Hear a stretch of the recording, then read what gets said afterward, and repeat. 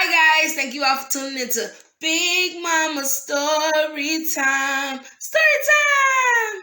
Don't forget to like, subscribe, comment to my page. Here we go.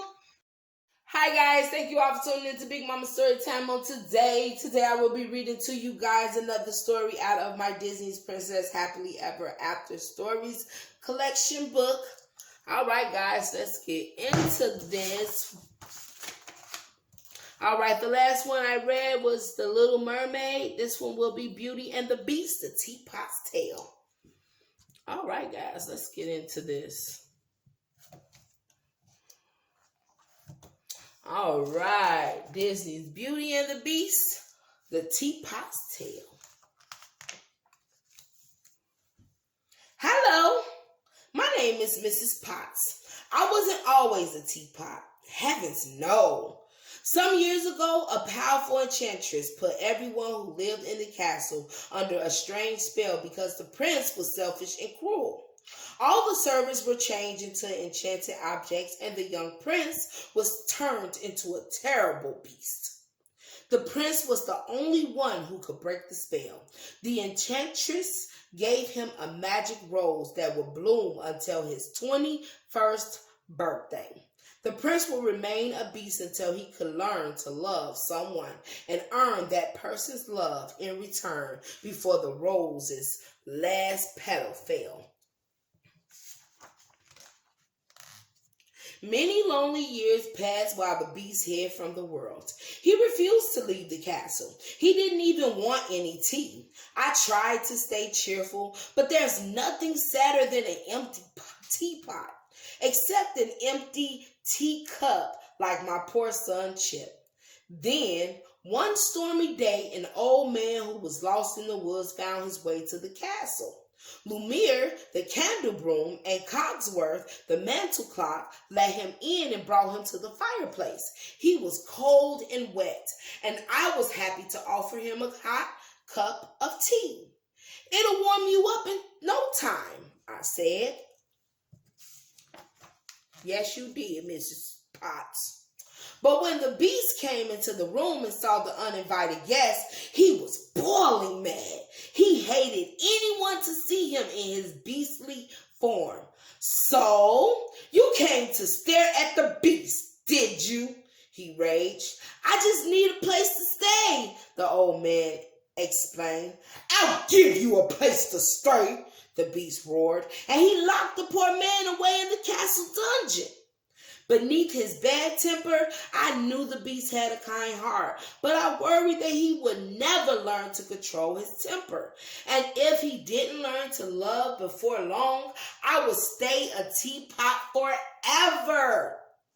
I know, you better get that right. Soon after the old man's arrival, Chip said, Mama, there's a girl in the castle. Now, Chip, I scolded, I'll not have you making up such wild stories. Really, Mama? I saw her, Chip cried.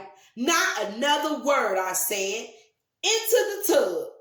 But it was true. The girl's name was Belle, and she had come to rescue her father, the man the beast had locked away in the dungeon. Belle was frightened by the beast, but she offered to stay in her father's place. Her father was very worried, but the beast didn't seem to care. He sent him home. Everyone was happy that Belle was staying. She was such a pretty girl. If only she and the master would fall in love and break the spell. I know. That would be wonderful.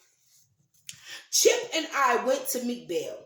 She seemed so surprised to see us, and it chilled me to the spout to see her so sad. We tried to cheer her up, and I, of course, offered her some tea. Now hold still, I said to Chip. Thank you, Belle said as she took a sip. Changing places with your father was a very brave thing to do, I said. Things will turn out right in the end. You'll see. When it was time for dinner, Belle refused to join the beast. The beast raged with anger. Try to be patient, sir, I said. After all, the girl has lost her freedom and her father in one day. But the beast roared, "If she won't eat with me, then she won't eat at all." Despite the master's orders, we prepared a wonderful feast for Belle. I'd rather have a broken my handle than let such a lovely child go hungry. I know that's right. The rest of the enchanted objects felt the same way. When Belle came downstairs later that night, we served her the most wonderful meal she had ever eaten, and Lumiere and the others put on quite a show. They told funny stories and made Belle laugh. We were all trying our best to make her feel at home. Y'all really did make her feel at home too. One day, the beast found Belle in the west wing. It was the only place in the castle he had forbidden her to visit. The beast was outraged. He knocked over a table and roared angrily. Belle was so terrified that she ran away. But she didn't get far before she was surrounded by a pack of wild wolves. The beast rescued her, though not before the wolves had clawed and bitten him. Back at the castle, we watched as Belle tended to the master's wounds. She was very gentle. When she thanked him for saving her life, my eyes steamed with tears and a tingle of hope tickled down my spout. "Perhaps a little love is brewing," I said to Cogsworth and Lumiere. They nodded their heads in agreement. "And you was right, Miss Potts." And indeed, there was. I nearly flipped my lid. For the first time in his life, the master wanted to do something special for someone else. Belle loved to read, so the master told her she could have any of the books in his wonderful library. Chip was too young to understand, but I knew the feelings between Belle and the beast had changed. I felt all warm inside, even though I wasn't anywhere near the stove. That's crazy. Oh, but the course of true love never does run smooth. Belle discovered that her father was ill. She begged the beast to let her go home, and sadly, the master allowed her to leave the castle. While Belle was taking care of her sick father, trouble began brewing in the village. Gaston, a wicked hunter who also happened to be in love with Belle, had convinced the villagers that the beast would soon attack their homes. So they decided to attack the beast first. The next thing we knew, the townspeople were storming the castle. They sure was, Miss Potts. All the enchanted objects worked hard to defend the castle. Y'all sure did. But the beast wouldn't lift a paw to help us. He was heartbroken that Belle had gone away. While we tried to get rid of the angry villagers, Gaston attacked the master. They fought fiercely on the rooftop of the castle. At first, the beast couldn't find the strength to fight back. But then he heard Belle's voice. She had returned. Finally, the beast had something to live for. He gathered his strength and grabbed Gaston by the throat. "Let me go!" cried Gaston. The beast felt sorry for Gaston and released him. But as the beast turned to embrace Belle, Gaston stabbed him in the back. The beast roared in pain. Gaston then tripped and fell off the roof, never to be seen again. The beast collapsed.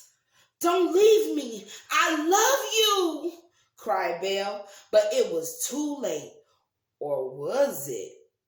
Suddenly, magic sparks filled the air. The beast floated off the ground. Rays of light shot from his paws as they changed into hands and feet.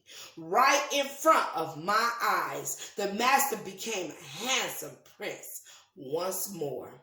And I turned into my old self again. And so did little Chip and everyone else in the castle. The curse over us was broken by the power of true love. Okay, Mrs. Potts. Soon after, we all celebrated with a wonderful ball. The Beast and Belle looked so happy dancing together. Mama, are Belle and Prince going to live happily ever after? Chip asked me. I nodded and gave him a big hug. We're going to live happily ever after too, I said, and I knew we would. Oh, that is so nice. That's Beauty and the Beast. The Teapot's Tale.